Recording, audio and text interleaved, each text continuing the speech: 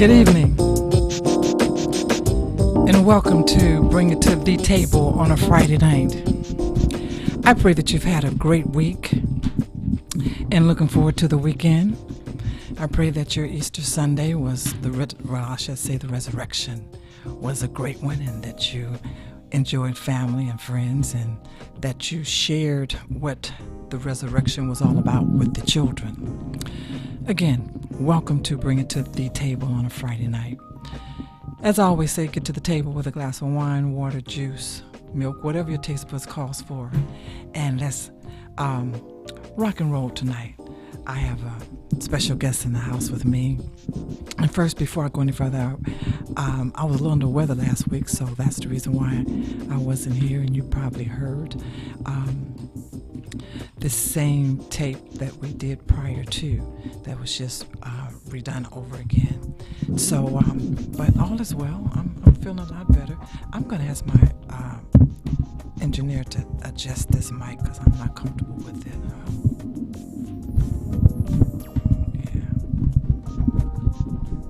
Yeah, that's a lot better.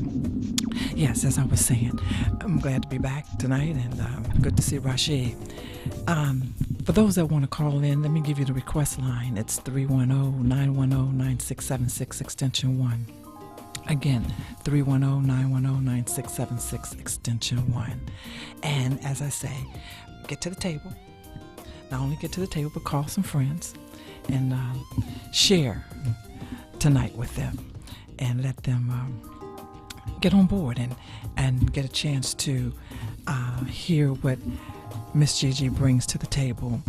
And as I want to also let you know that you can always email me, call me, as you all do, and let me know what you want to bring to the table, because there's so much going on out there, and we all have a story, we all have a testimony, and your story, your testimony is always good to share, because someone else may be going through the same thing or close to what you are going through, and they would like to know how you came out of it, or how you dealt with it. So a little later on, I'm going to give you the website and the number that you can call and share with your friends.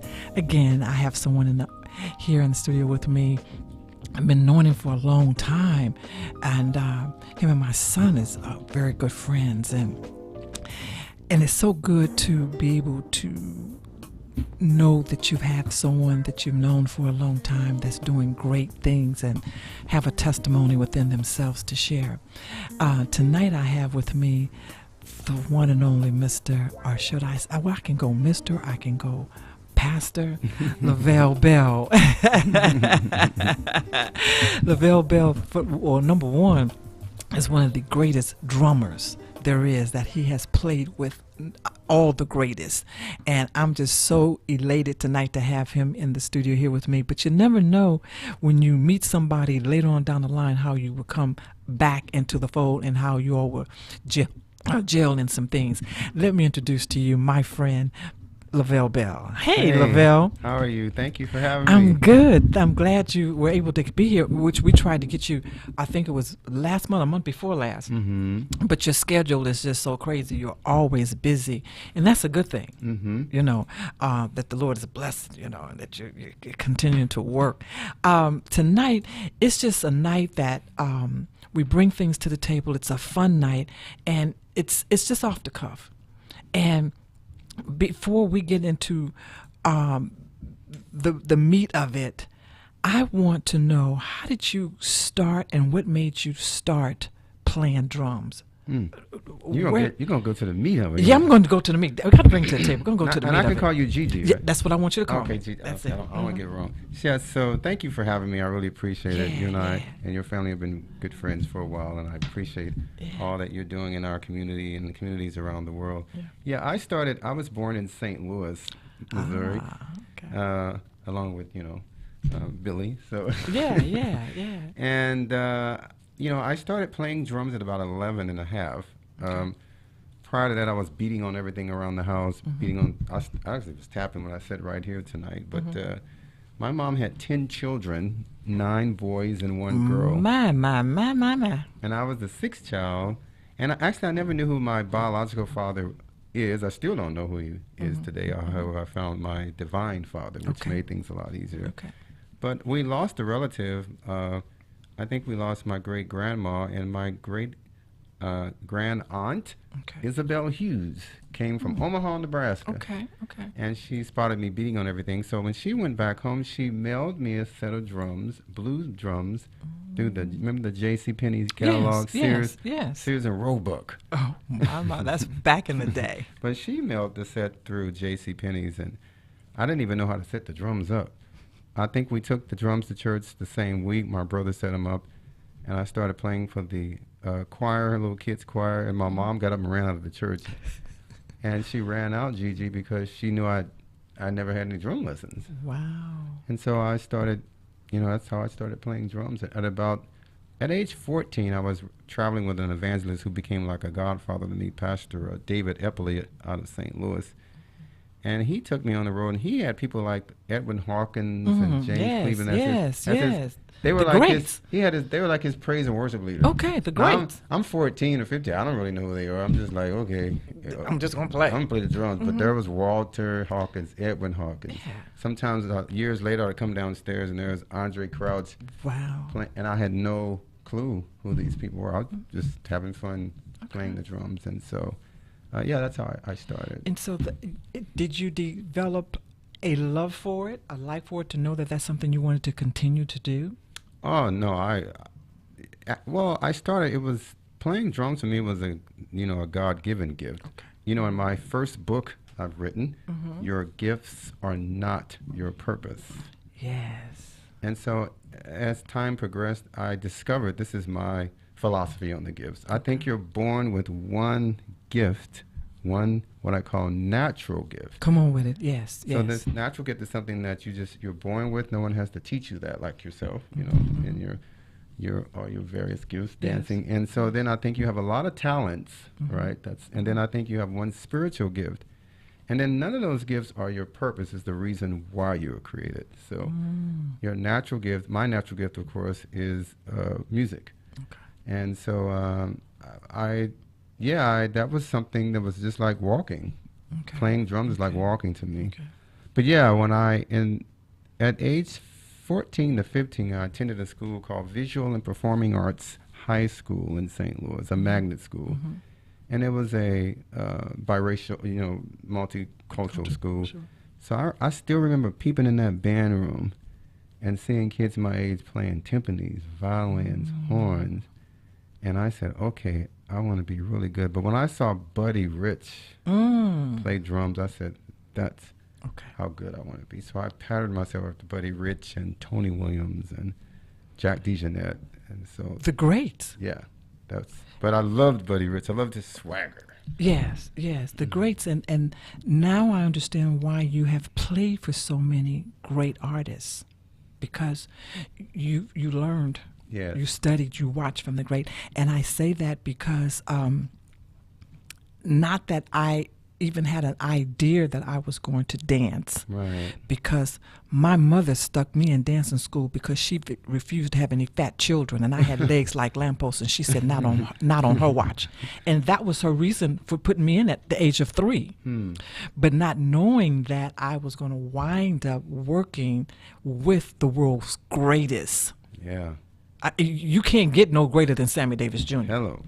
Sammy Davis Jr., come on, that's my guy. He even played the drums. Yes, he did. And that's the reason why he was known as the world's greatest in the day, because he played the instruments and he did each one well. Yeah. And the beauty for me, I didn't seek after him. He called for me. So that right there, and that's where I got my name. He the one named me. That's right. Gigi. So I understand what you're saying. When you see the great, when you're looking in that window there. Yeah, in the band room. And it's funny. The band room, yeah. And it's funny you say that they came after you. And of course, this is the philosophy of my book writing. Your gift, singular, natural gift, will make room for you. Yeah. So they will seek you out. Yeah. And I really happened to, I was working with Billy Preston because I was in Tahoe. We were in the lounge and Sammy was in the main showroom. He had just came back from doing Golden Boy. And a couple of the dancers came to see the show. And next thing I know, he was calling for me Wow. to come, and I was only supposed to be there 8 weeks. I wound up being 10 years with the band, so Wow. and became the captain Wow. of his dancers. So that's a great. So I understand your feeling there, and I understand how you were able to work with the best, Yes. like Aretha Franklin. Yeah, I was one of Aretha Franklin's last drummers. Yeah, I still have. I mean, I didn't. My mom. It was easy to play for Aretha Franklin because my mom played her music all the time, but I never thought I would play the drums for Aretha Franklin. I'm telling Barry you. White, George Benson. Hey, look, I'm talking about. All of them. Like I remember playing with Barry White. I think he opened up Barney's in New York. Mm-hmm. And I remember just stopping, going, "Wow, I'm playing with Barry White with an orchestra in New York, opening up for Barney." And then we went to. God, I think we went to Mexico City, and we were in the stadium in Mexico, and he had the village, Kool and the Gang, and the village people. I think it was those dancers. But you just never know. You don't know at that time that that's going to be the best years of your life. You don't. You really don't know. Now, from there, like you said, you've written a book. You write books on your life, on your career, and you also publish. You have your own publishing company. Yes. Where did that all fall in?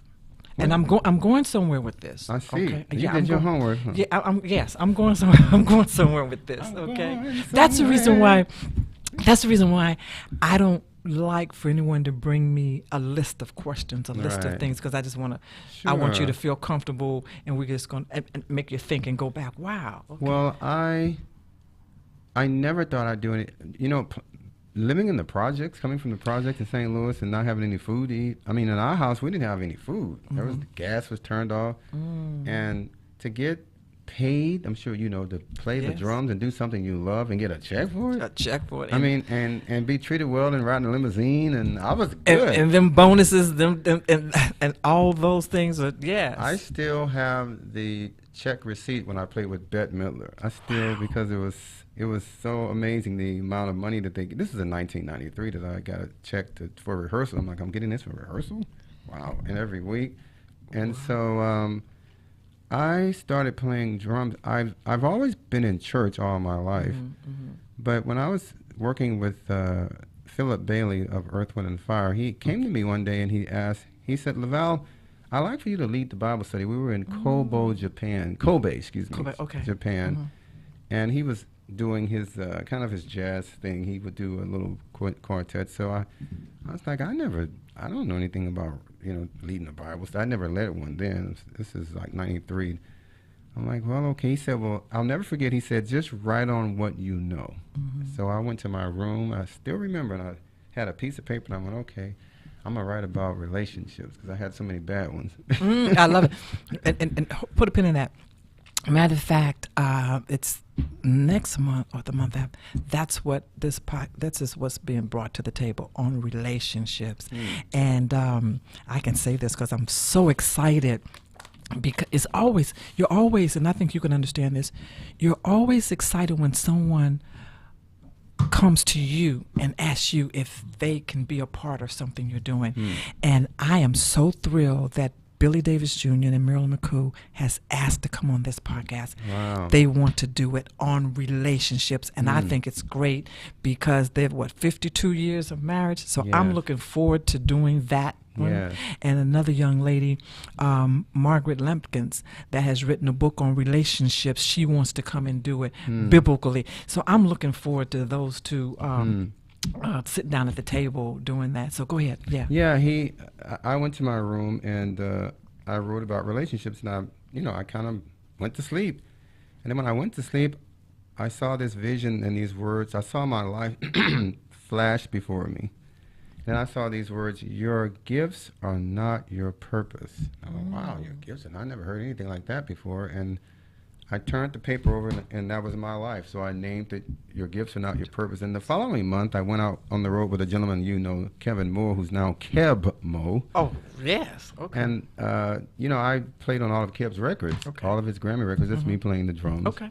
And I was touring with him. We were touring in Germany, and I was kind of putting the book together. I still remember I wrote the introduction in a park book in Stuttgart, Germany, in a park. And I asked the guys, I said, well, you think this is good? And they're like, yeah. And I went, okay. And then, you know, I kind of put that together, and we put it out, and to this day, it is still, it's sold every month. I still get a check every month on this book, 20-something years later. Praise God. What a blessing. So then that took you into the gospel realm. Well, in '93, I rededicated my life to God in a shut-in at West Angeles. Okay. And I remember I heard someone preach a sermon, and they said, these kind only come out with prayer and fasting. So I was having some really bad kind of, I would say probably challenges with my family history. And I said, okay, God, well, I'm going to go on kind of like testing God. I'm going to go on a 3-day fast with just water. And on the third day of that fast, you know, God really revealed himself to me. I was spirit-filled. My whole life changed. People looked at me and said I looked differently. And I started writing books. My second book I wrote is Love in All the Wrong Faces. I like that title. And that we adapted that to, speaking of Billy Preston, he sat on the front row when I did that play. And then I wrote something. I've written about 11 books. I'm writing my new book entitled Man, How Many Children Do You Really Have? So I can come back and talk about that. I want you to. And so I was traveling in North Carolina about 5 years ago, helping one of my friends debut her book. And on my way home, you know, God told me, he says, I saw this vision of animals going on a boat. A lot of animals. And then the animals turned into people. And then I heard this voice say, I want you to have your own publishing company and name it Noah's Ark Publishing Service. Wow. And so those people, and I wrote this down. I still have it written. I wrote everything God gave me on that plane. And Carolyn, who you talked to, was sitting next to me when this happened. And to be honest, if I'm telling on myself, I called it Noah's Ark Publishing Service because I didn't want a publishing company. I'm like, no way, I don't want a publishing company. It's crazy. So we called it a service. I was trying to get out of it. But yeah, and that's how I started. And I've never advertised. I've done a book with Ernest Thomas, LeBron James. Just it's been amazing. Now, was that your first time fasting? Yes. What made you fast just on water? Because I think I heard someone preaching our church. They mentioned this kind only comes out by prayer and fasting. And then I think some kind of way I read a book and I wanted to go I just did water. I really wanted to make sure that I got a spiritual fast, not a diet fast. Right. Fast from various nutrients and food. Exactly. So now, was it all day or was it a certain hour from? I went 3 days cold turkey. I read a book on fasting. Somebody gave me a book. This guy named Maurice, who used to work for E.J. Jackson. You remember Maurice. Jackson Limousine? How well, yeah. Well, Maurice worked for E.J., and Maurice was a very spiritual brother. He's gone now, but he gave me this book on fasting from a spiritual, biblical perspective. Okay. And so I said, you know what? I'm going to do I went 3 days straight, just water. Now, did you continue doing your everyday activities? How did you feel, especially that first day? My head was hurting. Keep in mind, I've never done this before, but when I got to the third day, I was strengthened by it. When you get past the third day of fasting with just water, you can go a long time with water with no food. People don't know that, but you really can. So every time you felt hungry, you drink water? Yes, I drink water. I was so sick of drinking water, I was mad. I don't want to see no more water. Well, I keep it real here. I guess you was going to the bathroom awful lot, too. But what it also did for me, I continued fasting every week. I would fast once a week. And sometimes the longest fast I did was 9 days in water. Water? Just water. But the revelations I got is how I'm able to write the way I write today. The revelations I got and those periods of fasting with just water and no food. So when you decide, because it's all by the renewing of your mind, I think everything has to do with your mind, the mindset. So when you decided to do this, to go on this fast, was it because you were looking for answers for things, and by it being your first time, did you know how you were going to receive the answer, or were you sure that the answer was coming from God? In fasting. So you must have been following me around, because I left that part out. Let me see your glasses. No, I'm kidding. Actually, what happened, I forgot about this part. I went on the fast for a specific reason. Mm-hmm. So when I went to audition for Bette Midler, I got that job. But George Benson gave me a job a week before. So I was in New York playing with Bobby Lau, and George Benson came into this place we were performing, and he gave me a job right then. Mm-hmm. I flew to Paris to do some other gig in the meanwhile. While in Paris, Bobby Lau called me to audition for Bette Midler. I didn't think I would get the job with Bette Midler, but I got the job with Bette Midler. So I had a job with George Benson, Bette Midler. I didn't know how to choose. To cut to the chase, I prayed, and I felt that I was guided to take the job with Bette Midler. Well, I lost both of them. Mm-hmm. And so that's when I went on that fast. I was like, God, you told me to take them. And what happened, and the rest is history. So when you lost both of them, both at the same time, mm-hmm. Did you feel as though that there was something else that the Lord wanted you to do or had for you to do, and you decided to let me fast on this, or what is it, Lord? How am I going to know why I lost these two? One thing I've always known, even as a child, I've always known God's voice to me. I've been very clear, and He clearly, it was so clear that, remember now, I had a job with George Benson mm-hmm. and Bette Midler. I was already in Bette Midler's rehearsal. We were kind of having a discussion on, they were trying to renege on the rehearsal pay. Mm-hmm. Anyone knows me, I'm a pretty tough businessman. But mm-hmm. So I was praying, and so the Lord said, when you get to rehearsal tomorrow, when if Bette Midler gives you your raise that you're supposed to get, then you go with Bette Midler. When I walked in the door, her manager, I'll never forget, said, okay, Mr. Bell, we're going to give you that such and such amount of money every week. I knew. But my heart was sad because I really wanted to play with George Benson. I mean, I really didn't know who Bette Midler was. They had to tell me who she was. But it was such an enormous opportunity, career-wise, financially. I mean, mm-hmm. I would have made $500,000 in just 4 or 5 months. Yeah. So to lose both of them, and I know what God told me, that's when I went fasting. That's why I went on the fast. To try to understand, after hearing Him, listening to Him, knowing that came from Him, now where did this come from? Now why am I losing both when I know you said to me as clear as day? But the great thing after that, when I got past all of that, God said to me, you'll never have to audition again. Don't ever audition. I've never auditioned. To your point, every artist that the Isley Brothers, they've always called me. I've never auditioned for anyone since. So that was the answer. You had to go through that. He wanted to take you through that. Yes. He knew where your heart was. Yes. But he also knew financially what was sweet. And he says, okay, this is sweet, but this is where his heart is. But I have something that's sweeter and better for his heart.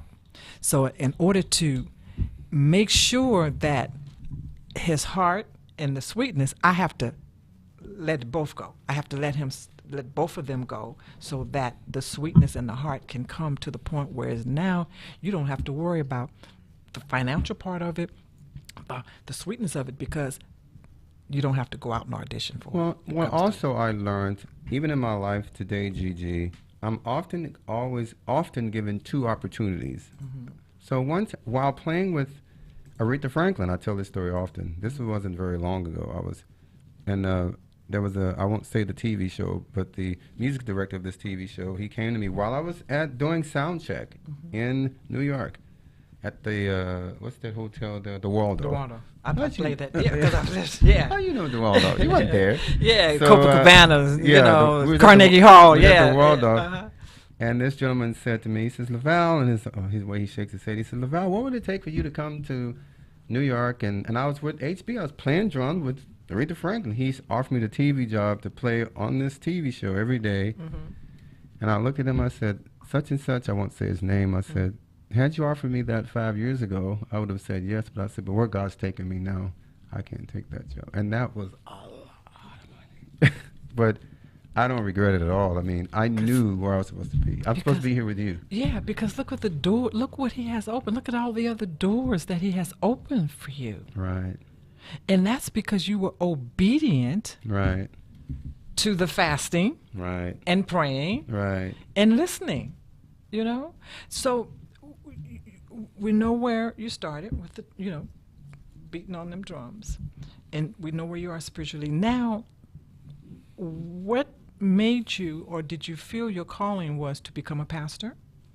Well, I was ordained to. I was prayed for at 12 to preach the gospel. This white-haired prophet named, a lot of these old saints will know this white man out of Florida. His name was C.S. Updegrove, and he was running a revival in our church in St. Louis. He had a revival like a year, every night for 1 year, and I played the drums. And he called me and my mom out one night, and he prayed for my mom. He looked at my mom. He said, "Now I'm 12 years old now." He said, "Now you know he's not always going to play the drums."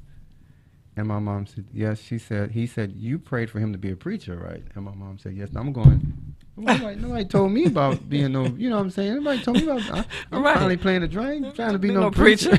Are y'all? That's how most preachers start. That's not what they want to do. No. And my mom said, and she never told me that. And, you know, and he prayed for me, and that stayed in my head. I ran from that Gigi as hard as I could. I did everything I could, like, no, I'm not. But one day, one of my friends whom I just lost, I think we just lost him. I can't think of his name, but they call him Fred. They call him the Flintstones. I can't think of his last name. Fred. He preached his first sermon, and I watched him preach at West Angeles. And then God said to me, he's like, "How long are you going to tell me no?" And I heard something say, "You can at least just say yes." And I'm like, "Okay, yes." And Gigi, before I knew it, I was up. I was up having meetings, and, you know, I'll still remember I was 33 years old, and I just finally said yes, and ever since then. So I was always reading the Bible every single day. I did. On the tour buses, I was reading the Bible. Right.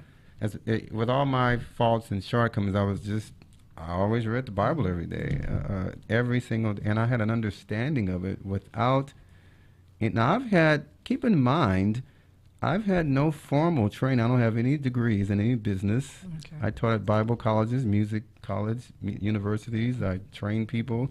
I've had no formal training, but when I read that verse that said, the Holy Spirit will teach you in all things. So I grabbed and I digested that, and I'm a living witness.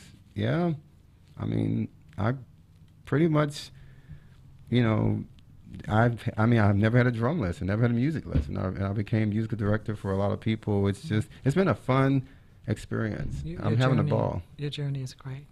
Now, you have sisters and brothers. Now, are any of them here, or are they all in St. Louis? I only have one brother here, Terrence. He's under me. He's 1 year under me. Okay. And I lost my baby brother, Antoine.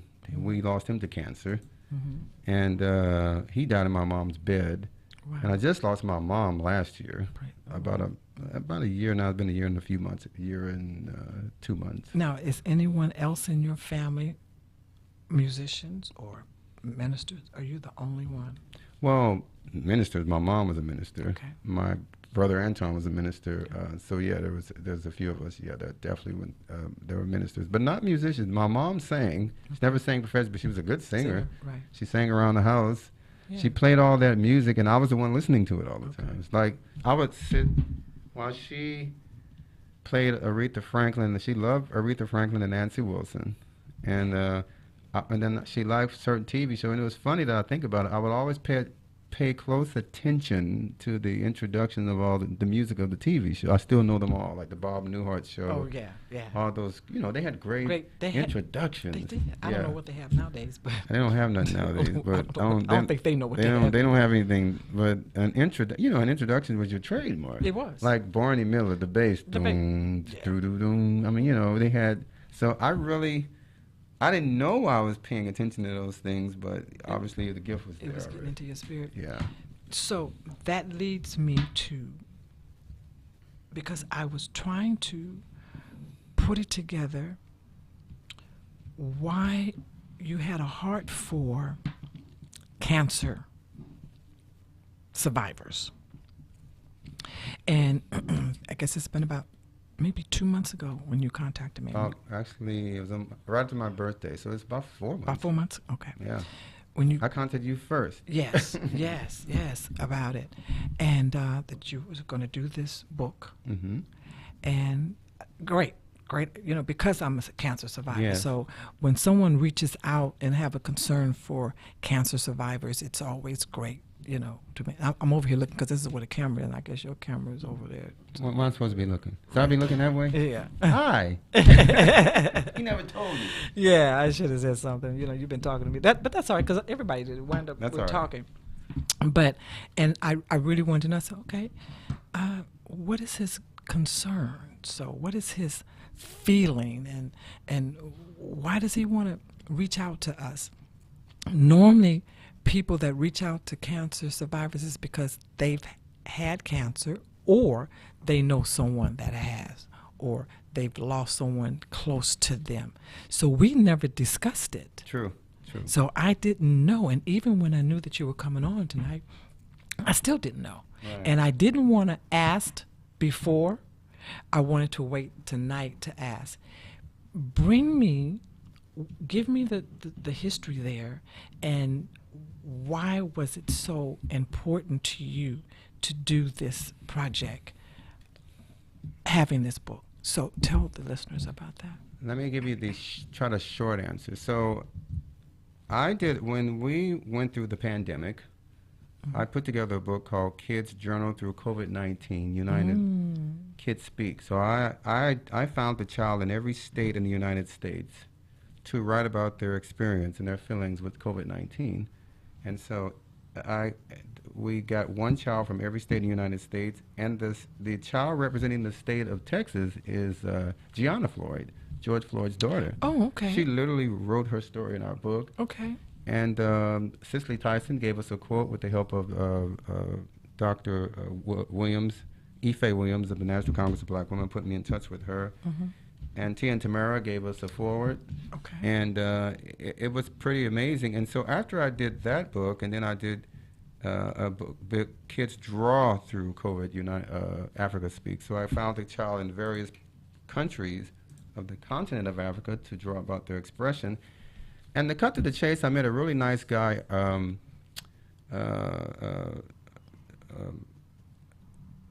John Leslie. Les Brown's son. Oh, I know him quite well. I know. So I read, he's got a really, really great book. And on my birthday, I just had my 60th birthday. Praise God. Happy birthday. Thank you. Mm-hmm. And I read his book, and it was something about his book that I said, I read about cancer, and I lost my brother Antoine to cancer. Mm-hmm. And I had a good friend named, she lived in Florida now, Chartrice Buchanan. Mm-hmm. Hold that thought, excuse me. Now, about the kids, was that because, I know you have a son, I just mm-hmm. met him, a handsome young man. Was that because of whatever you asked him how he was feeling, you wanted to reach out to kids about the COVID? Was it, what was that? Why did you want to reach out to the kids? That happened because I did a book a year before with, we asked LeBron James to help. We asked kids in St. Louis to write a book about a famous person during Black History Month, and they chose LeBron James. Mm-hmm. That was very successful. And then when we had COVID, my friend contact with Ben & Jerry's, who supported that project, he said, well, can you do something on COVID? And that's how I did the COVID. But to your point, I did observe my son struggling What I did not know in doing the book, Kids Journal Through COVID-19 United Kids Speak, I didn't know that this book would be an emotional tool. So like Your Gifts Are Not Your Purpose, this book is still moving forward because it's children talking to other children about their pain. We didn't know. So I had a friend named Shatrice Buchanan who survived cancer 5 times. So this is before I had a publishing company, so I put together a book, a 5-time cancer survivor. I put the book together for her as a gift. I said, "You going through cancer fast." So I gave her that title. She had 2 more bouts with cancer. And I kind of always wanted to do something really in her name. She really inspired me. And then when I lost my brother Antoine, I was like, and so something about when I read John Leslie's book, I said, it came to me like a book, 1 million cancer survivors. Wow. So I want to highlight the survivors of cancer, because that is really, that's something to fight. I know my brother, he was struggling with it, and we didn't talk as much as I wanted to, but I'm learning how much of an epidemic it is, and how cancers I'm not talking about people we lost, but I'm talking about survivors. And so I want to put together a book of 1 million cancer survivors, and I'm not going to give my whole idea away, or other parts of it, I'll just say that part. Yeah. So that's when I reached, I don't know how I found out that you were a cancer survivor.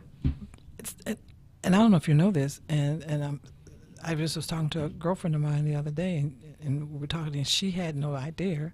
I'm a 3-time cancer survivor, though. Wow. Yeah, you told me. I did. Yeah. And yeah, cancer. All I can say is. Yeah, I thank God I've not had any. I've watched prostate. They've tried to. And my grandmother had cancer. She had breast cancer, but my mom never had cancer. My mom had diabetes. But I've always watched my diet. At one point, my PSA for prostate was there, but I ate the right foods, and so I've had no bouts with cancer or diabetes. I don't take any medicines for anything. Praise God. Like nothing. No. Like I have no high blood. I mean, I don't take any medicines for anything. I've never had an operation. That's a blessing. Yeah. Every time I go to the doctor, he's like, they look at me, you go, "How old are you?" And they look, and I go, "Well, it's really been, so." This you do vitamins? A little bit. Okay. I think you can eat the foods. I think food's better than supplement. I think people try to eat supplements, and supplements are just that, they supplement. They supplement. I had a Korean doctor tell me that when I had my first bout with cancer. And he said, I don't need to put you on any kind of vitamins. Just eat the right food. Yeah, eat the food. Just eat the right foods. If something says supplement, well, what about the real mint? Yeah. How about eating what it was meant? Right. And even when I had my first bout, my doctor also said, stay away from microwave food. Don't microwave your food. Yeah. And so I didn't. And then after I got away from it, and then I went back. And then my primary doctor today says, stop microwaving your food. What did you do before microwave? I said, we put it in the oven. Well, the oven still works. Yeah. Don't. Yeah. I've got a big microwave I never use microwave. Once in a while, I don't use it as often. I don't use it at all. You hear what I just said? No medicines, never had an operation, and it's because of those things your doctor's telling you, like eating the right food. But 1 million cancer survivors is something that it's the largest. I've done a lot of book projects. This is by far the largest undertaking I will have. I'm looking to enroll. Is one of the reasons I'm here. You see my voice change. I went to that little campaign voice. But I want to celebrate and highlight any cancer survivor, children, men. This is for anyone around the world, by the way. Can you imagine a book and you know how you have a wall of in Washington, D.C. of fallen soldiers? Right. I don't want a wall of fallen soldiers. I want a wall of living soldiers. Yes. So we call it Soldiers of Survival. So with you putting this together, it was because of your brother? It's a combination of definitely Shatrice Buchanan. because I watched. She was a lieutenant in the Army, African American woman. She was tough, and the way she fought. I mean, this. I'm like, and when she got it, she got it again a sixth time. And when she got, I was I think the second to the last person to speak to her before on her deathbed. I called her home with her husband. They call him Buck, and I said, well, she asked, she said, well, let me speak to him. And she loved art. She loved theater. Okay. She loved, and she said, she said in her low voice, we had a good run. She said, I had a really good time. And she said, you really helped me stay alive. So things along that line. But like I do a lot in prison ministry. I've never been in prison, but I just think that any area that we can serve, particularly African American people, because we're so overlooked. Right. I just think that there are things that I can do, and a light needs to be shined on people like yourself. Thank you. Who are living life to its fullest in spite of cancer, because you can. Yeah. And then if we can save people, we can bring in awareness, the kind of food, the stress level. I found in all my what small amount of research I've done, because I've been pretty healthy most of my life, and it's people always ask, like, what do you do? And I run, I get up a certain time, I sleep. I'm not as well as I used to be, but I just think that if we can prevent it, and like you just said, your doctor said, well, don't use the microwave. You'd be surprised how much they'll save your life not using the microwave. Yeah, and really when I cook, I do use my oven, either I grill. I don't, I'm totally away from fried foods. I don't deal with the fried foods, And if I do, it's maybe once a year. I might have a taste for some fried chicken, but I'm doing it at home. Right. You know what I'm saying? So I stay away from the fried foods, and I'm really weaning myself away from junk food as well, because I think that plays a big important part, is that the junk food and things like that. But I pretty much try to eat healthy, bake, my food, stuff like that, fish, chicken, turkey. Well, in my investigation, I found one common thread among most people who have cancer. And I'm sure there are other things, but stress. Everyone I talk to, it's always there, stress. You know what? I try not to stress. And especially I tell my family, and just about anybody that knows me, don't call me on a Sunday morning with nothing, because I'm on my way to church. I don't want to hear nothing negative. And if someone has passed, ain't nothing I can do no way but pray for the family. So I really try to stay stress-free. I don't have a lot of people running in and out of my house. I'm basically a loner, pretty much, because I like to stay. I have a lot of friends and associates and things like that, and pretty much my friends are pretty much like I am. They don't want the stress either. So we talk on the phone, and we'll check in with one another. And but yeah, I can't do it. I really can't. I can't do the stress. Yeah, I found that that's been a common factor, and I was like, stress, but stress it's a killer. Yeah, on anything. It is. And I mostly hear because when you told me that you were, I was like, what? I mean, we were both shocked that, like, this is something you've been doing. And you had your own platform to share with an audience. Like, wow.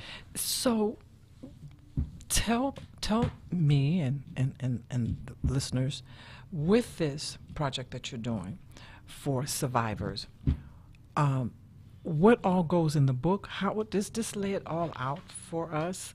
Well, first let me say I got my notes up here that you can go to my website. It's 1 million cs.com. The number 1, spell out the word million, cs.com.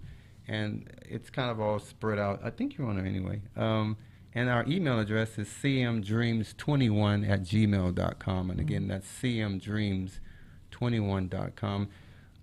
We're going to probably do the book in 2023. Okay. We've got time. That's soon. I I was really trying to do it in 2022, but 2023 in time during Cancer Awareness Month of October. Yeah, so pretty much all I'm asking people, if you know anyone or anyone that's a cancer survivor, if you want to put your name down or submit your name as a cancer survivor, that's pretty much it. I want to highlight children, men, women. That's for now. That's all we need. It's just anyone that's survived any type of cancer, whatever type of cancer it is. I'm going to, as a matter of fact, I had, a couple of months ago, I had a child friend Yes. on, and he and Richard Roundtree was the first two men to have breast cancer. Wow. Back in the day. Wow. You know, that, and I mean, that was way back, and you didn't hear men having breast cancer.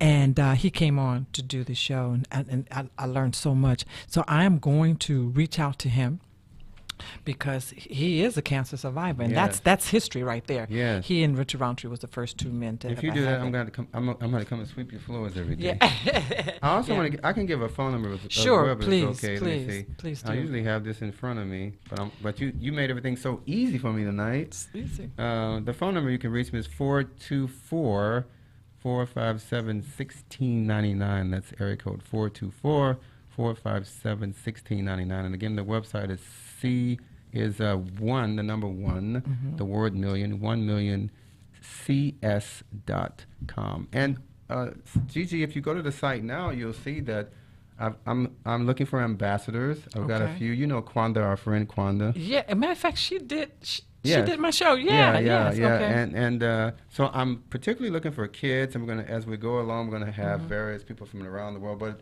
I'm gonna have, as time goes on, you'll see all those enrollees just like a wall. Oh, okay. So that wall is on the site right now, and I want to Okay. add your name on that wall. I want to add 1 million people around the world.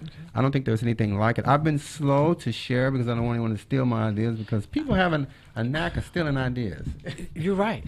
You're right. I had an aunt, rest her soul, was my dad's sister. May she rest in peace. She used to always tell me, never, it's the truth, and never let your left hand know what your right hand is doing. Or right hand let you, whichever one, right hand let you, however that saying go. But she used to always tell me, if a person asks you what you're doing, just nothing. I said, well, don't always tell a person what you're doing, because they will take and steal your idea. When you look up what your idea that you had, they've got it and gone. Yes. So learn to give. Just like my dad, he loved to cook. You know, we had our own family restaurant here in California, and he would never give his whole recipe. A good cook never gives his full recipe to somebody. They say, well, how do you fix that? Well, but he's going to leave out the main ingredient. He's going to leave out something. So in other words, what I'm saying to you is, you may be sharing some of this, but you ain't sharing it all. And if they try to do it, it's not going to come out the same way that you, where it's going to come out for you, because you haven't given them the whole ingredient. So, you know, that's a good thing. But now, getting all these people, how are you getting all of these people? You know, that just seems to be, when I put together the kids' journal book, remember, I identified one child in every state of our United States, and that's the big, I get that question. Hold this thought right here. I know we're getting close to closing time, but let me just give this number again if anybody really wants to call in. 310-910-9676 extension 1. You can call in and talk to Lavelle yourself. 310-910-9676 extension 1. Okay, Lavelle. Yeah, I just think that's the easiest part. I don't think that's really hard. Of getting I mean, there's so many. I get that question with the first book I did. How'd you get all these kids from around the country, or how'd you get all the kids in every country of the continent of Africa? That's the second book. But I think because I traveled so much and met so many people like you, you know someone, I know someone. Right. That's kind of not that hard for me. I don't know. That seems pretty easy. It seems pretty easy to do. Like right now, I'm sure I'm going to get some people saying, well, I've got an aunt. On my way here, my good friend Fidel Donaldson, who will probably call in, he texted me, so I've got a brother and a sister and such, just on the way here. Someone that just mentioned it. So this is the first interview I've done about it. And you're right, because I have a sister. Yeah. You know, Yeah. she's had breast cancer. Yeah. And she's a survivor. Yeah. And Miss Shirley Pounce is 87 years old, and she'll be 88. And I mean, tell you, she ushers at church. I mean, Wow. yeah, she's ushering her church, so she's doing well. You wouldn't believe she was 88, you know, soon to be. So again, like you said, somebody knows somebody, and they can always give the phone number or go to the website to be able to say, yeah, I would like to be a part. I would like to, you know. Now, is there a cost? Is there a donation? No, they could definitely give a donation. If they want to yeah. give a donation, is there? It doesn't matter the amount of donation. You can give any donation you like. All we're asking for anyone who wants to submit their name to be part of the 1 Million Cancer Survivor. That's it. If they want to submit their name, there is a donation for that. There's I did it before, but there's no donation. You don't have to give any donation at all. Okay. We're accepting donations. Sure. Yes. My goal is after I get the 1 million submissions, then when we sell the book, I will give it to various organizations, cancer organizations. We're looking to raise millions of dollars. That much I'll put out, so if you heard me say millions, it's true. Cut that down just a little bit for me. As you were saying, go ahead. I was saying that, yeah, we plan to distribute various donations from the sale of the book. Okay. Once we get the 1 million names. And this may be a little bit early to ask, but do you know how much you're going to sell the book for? Is it too early? It will be ask under that? $20. Okay. Yeah, that I can tell you. Okay. It won't be any more than $20. Well, I'm so glad that you're here, but I'm also glad too because Lavelle Bell will be playing this Sunday at. You're gonna give away everything. Yes, huh? I am, because I want them to come on over, you know, and they might want to bring a cancer survivor, you know. Yeah. You know, Here, so get the come on. camera real good. Yeah, come on. Lavelle Bell will be playing for Anchor of Hope Worship Center on this Sunday coming. Who's playing piano? I understand we have the great H.B. Barnum. H.B. Barnum, who was the musical director for And Richard Franklin. I do believe that is Lavelle Bell. So, you know, come on out and join with us in the praise and worship with Lavelle Bell and H.B. Barnum. Yeah. And I understand there might be somebody tiptoeing in and sing a little bit.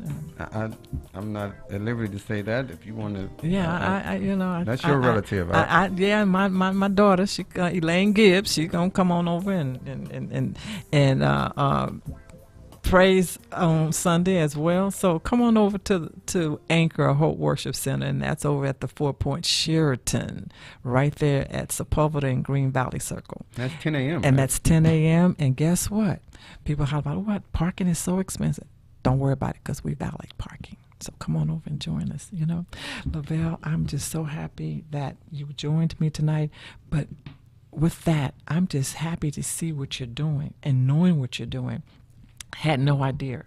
And we met back during the campaign, I think, for Mayor Dawn. I think that's when Glenn and was over there, and they was all doing. That's when we met. That's been many years ago. Yes. Again, not knowing that that we will be here today, and what you're doing, and how the Lord is blessing you, and how you have just accepted what He's doing for you. You have surrendered to the call. Yes, you know, absolutely. and that's, I think, a lot of our problems. We don't surrender to the call.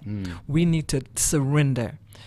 You want to know why things are closed, why the door is closed and it's not open, and you keep on? That's because we haven't surrendered to His call. Right.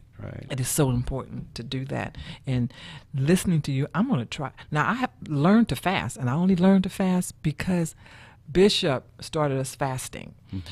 I always thought it was hard, but I've learned to fast. But I'm going to step out a little bit further and try the 2 days. Or I may try the 1 day first, you know, with all water and fasting. That's spiritual.